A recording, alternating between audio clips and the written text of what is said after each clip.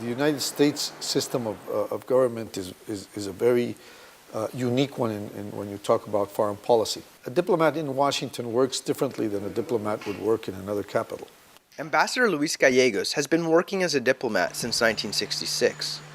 Working to promote the issues of his country, Ecuador, in South America, he has headed up the Ecuadorian embassy in D.C., a prestigious posting, for the last 4 years. He talked to us about the complexities of navigating the different bodies of the U.S. government in order to advocate the positions of Ecuador, and how the main objective of a foreign service officer is to strengthen the relationship between two countries like Ecuador and the U.S. There are stages in a person's life in where the obligations of the job sometimes demand more. I enjoy very much what I do. I feel, as I said a few minutes ago, very, very honored to be here. I have a purpose to be here. That's to defend the interests of my people and be able to explain this in a very complex American society and a very complex power society where the asymmetry is extraordinarily large. The distance between the power structures of one and the other is enormous. For a smaller country, it is a challenge to be able to have one's message appreciated in the realm of Washington.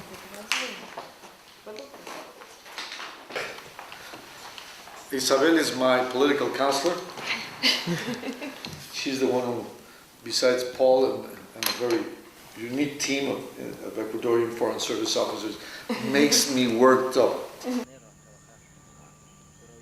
With wide-ranging issues including the environment, trade, and immigration, in one sense, Ambassador Gallegos speaks for 12 million voices. It is fundamental in the discourse of nation-to-nation relationship to have two different stages of this relationship. One is the government-to-government relationship, and then a people-to-people diplomacy, which in my case is done not only by the American and Ecuadorian communities meeting between themselves or traveling to Ecuador or traveling to the United States, but also between a very large Ecuadorian community in the dimensions of my country, because my country is 12 million, with 12 million Ecuadorians. With a full plate, the ambassador's schedule is filled with issues, including proposals to protect Ecuador's rainforests from oil exploitation. Oil is the largest export and revenue generator for Ecuador.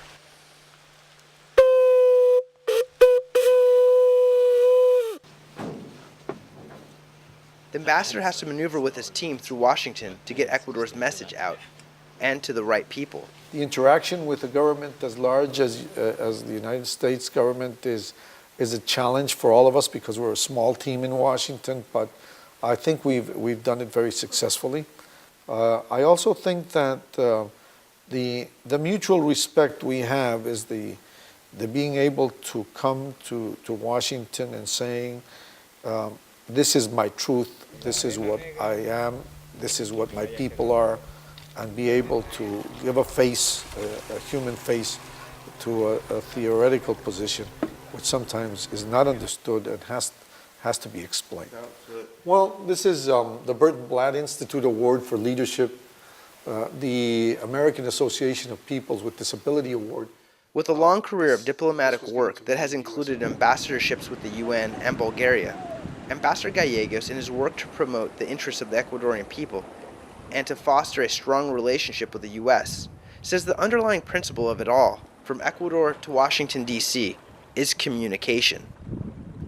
In a world which is very dynamic, a world of internet and iPods and iPhones, a world that is extraordinary communication, maybe human communication is the fundamental objective of all.